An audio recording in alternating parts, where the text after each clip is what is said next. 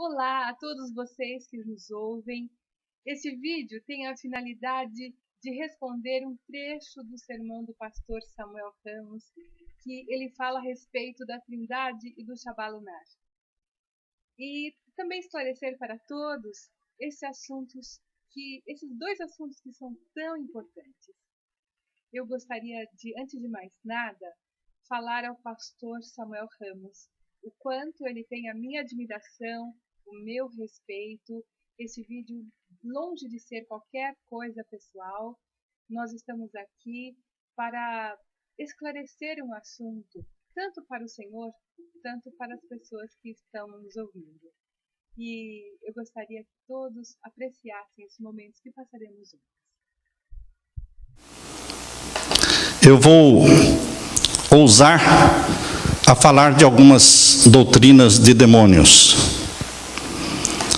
Existe hoje, queridos, doutrinas que estão sendo infiltradas no meio do povo de Deus e que estão perturbando o povo de Deus. Existe um movimento chamado Movimento contra o Espírito Santo.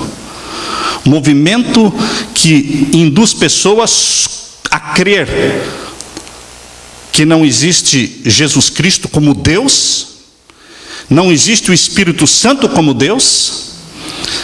Um movimento que descarta a possibilidade de Jesus Cristo ser o Deus criador dos céus e da terra, o Yahvé, o YHWH, o Deus eterno. Isto não é doutrina de Deus. E tem levado muitas pessoas para fora da igreja. E tem minado a fé e a credibilidade da igreja. Doutrinas de demônios. Quem são os elaboradores destas tais doutrinas de demônios? Em 1 Timóteo 4, versículo 1, lemos assim: Ora, o Espírito afirma expressamente que nos últimos tempos alguns apostatarão da fé por obedecerem a espíritos enganadores e ensinos de demônios. Em Apocalipse 18, verso 3, nós lemos o seguinte: Então exclamou com grande e potente voz, dizendo: Caiu, caiu a grande Babilônia, e se tornou morada de demônios, covil de toda espécie de espírito imundo. Os adventistas não eram trinitarianos. Os pioneiros adventistas achavam que acreditar na Trindade era acreditar no vinho da intoxicação da grande Babilônia. Quem apostatou? Será que a igreja adventista do sétimo dia foi fundada sobre o alicerce de pioneiros que acreditavam em doutrinas de demônios? Onde está a apostasia, então? Nós devemos rever esses assuntos. O que Ellen White disse a respeito deste assunto? Vamos ver? No livro Atos dos Apóstolos, na página 28, nós lemos o seguinte: Não é essencial que sejamos capazes de definir exatamente o que seja o Espírito Santo. A natureza do Espírito Santo é um mistério. Os homens não a podem explicar, porque o Senhor não lhes revelou. Com fantasiosos pontos de vista, podem se unir passagens da Escritura e dar-lhe um significado humano. Mas a aceitação desses pontos de vista não fortalecerá a igreja com relação a tais mistérios, demasiado profundos para o entendimento humano. O silêncio é ouro. Se não há uma revelação feita, a profetiza. Então, a quem foi revelado que o Espírito Santo seja uma pessoa? Vocês podem dizer que esta é uma luz progressiva. Mas como progressiva, se já em meados do século III, esta doutrina já foi colocada em pauta por próprios bispos romanos da Igreja Católica? Eu leio aqui no livro Documentos da Igreja Cristã, que eu tenho em mãos, por Henry Batterson, na página 51, o título é o seguinte: Teodósio I, ano 379-395, católicos e hereges. Diz o seguinte: queremos que as diversas nações sujeitas à nossa clemência e moderação continuem professando a religião legada aos romanos. Pelo que o apóstolo Pedro, tal como preservou a tradição fiel e tal como é presentemente observada pelo pontífice Damaso e por Pedro, bispo de Alexandria e varão de santidade apostólica, de conformidade com a doutrina dos apóstolos e ensino do Evangelho, creiamos, pois, na única divindade do Pai, do Filho, do Espírito Santo, em igual majestade e em Trindade Santa. Autorizamos aos seguidores desta lei a tomarem o título de cristãos católicos. Referentemente aos outros que julgamos loucos e cheios de tolices, queremos que sejam estigmatizados com o nome ignominioso de hereges e que não se atrevam a dar a seus conventículos o nome de igreja. Esses sofrerão, em primeiro lugar, o castigo da divina condenação e, em segundo lugar, a punição de nossa autoridade de acordo com a vontade do céu que decida infligir. E sejam absolutamente excluídos de todos os edifícios eclesiásticos, pois não estão autorizados a celebrar suas assembleias ilegais dentro dos povoados.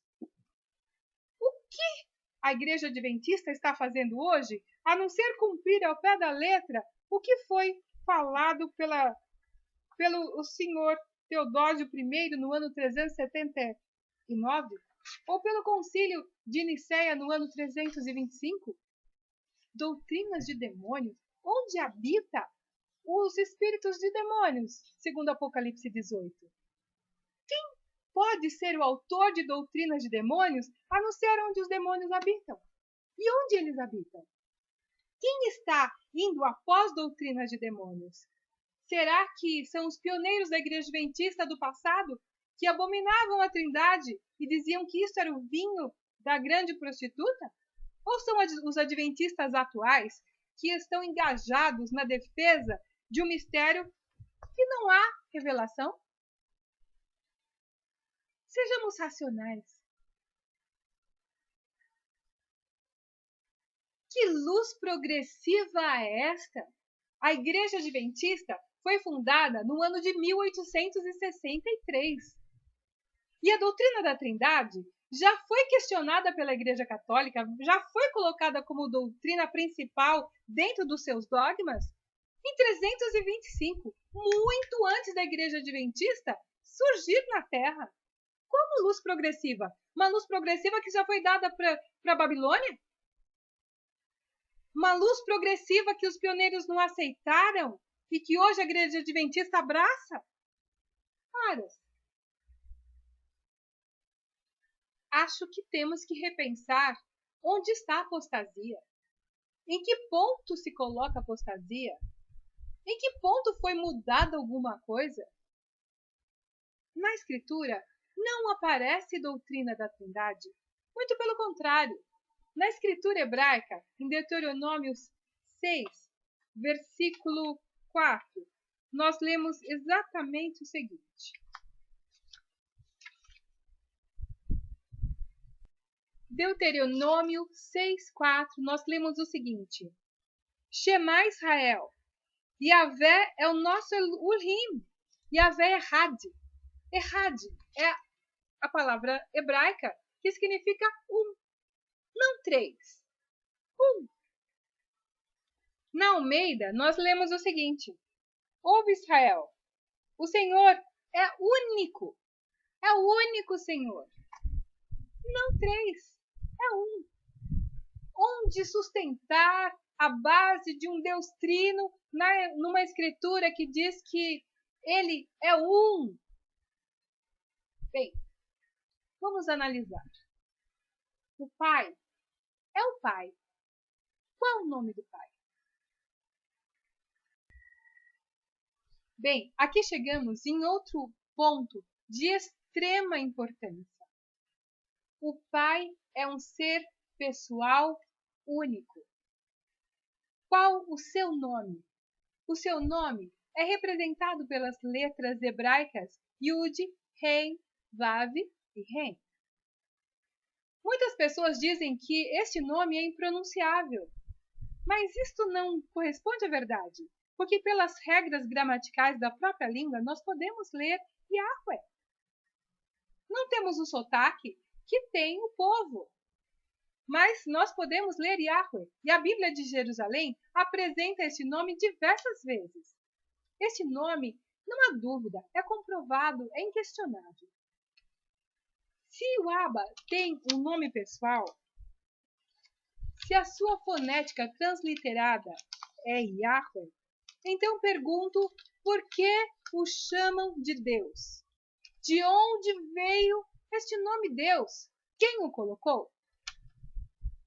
Já no tempo antes do Salvador nascer, quando os povos conquistavam outro povo, os povos gregos e romanos, eles pegavam todos os seus deuses e incluíam no seu panteão.